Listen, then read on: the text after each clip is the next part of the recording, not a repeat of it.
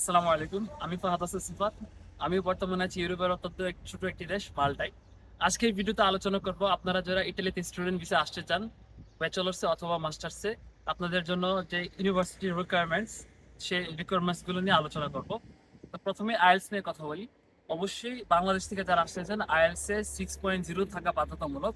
যদিও অনেক university IELTS এ 5.5 অথবা এমওআই অ্যাকসেপ্ট করে, কিন্তু বাংলাদেশে ইটালিয়ান এম্বাসি শুধুমাত্র আইএলস এ 6.0 অ্যাকসেপ্ট করে।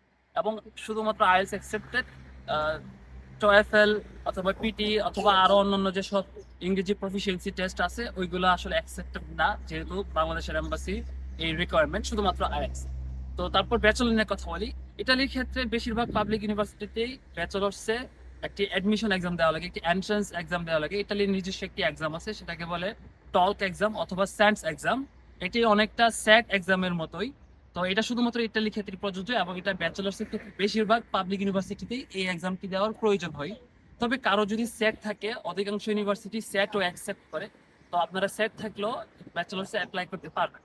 আর যারা আপাতত কোনো অ্যাডমিশন এক্সাম দিতে চাচ্ছেন না, তাদের জন্য 3-4টা ইউনিভার্সিটি আছে যেসব ইউনিভার্সিটিতে আপনি অ্যাপ্লাই করতে পারবেন। তবে সেসব ইউনিভার্সিটিতে সাবজেক্ট খুবই সীমিত। তো আপনার পছন্দের সাবজেক্ট যদি পান তাহলে আপনি সেসব ইউনিভার্সিটিতে অ্যাপ্লাই করতে পারেন। আমি স্ক্রিনে ইউনিভার্সিটির লিস্টটা দিয়ে দিব। আর আর একাডেমিক যোগ্যতা বলতে গেলে ব্যাচেলার্সের ক্ষেত্রে আপনার যে এইচএসসি তে অবশ্যই 70% মার্কস অর্থাৎ জিপিএ 4.0 বা তার বেশি থাকতে হবে। এটা হচ্ছে মিনিমাম রিকোয়ারমেন্ট। যদি এর কম হয় তাহলে দুর্ভাগ্যবশত আপনি অ্যাপ্লাই করতে পারবেন না। এখন মাস্টার্সের কথা বলি।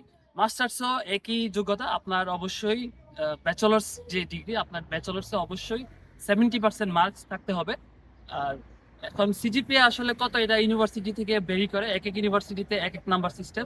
তো আপনার ইউনিভার্সিটির নাম্বার সিস্টেমে আপনার মার্কস যদি 70%-এর বেশি হয়, সেক্ষেত্রে আপনি আপনি মিনিমাম রিকোয়ারমেন্ট ফুলফিল করবেন এবং আপনি ইউনিভার্সিটিতে অ্যাপ্লাই করতে পারবেন।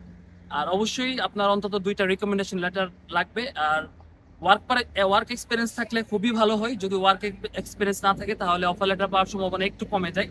তো চেষ্টা করবেন যেন ওয়ার্ক এক্সপিরিয়েন্স দেখাতে পারে। আর এমনিতে সিজিপিএ বা মার্কস হচ্ছে 70% মার্কস অবশ্যই লাগবে। এটা হচ্ছে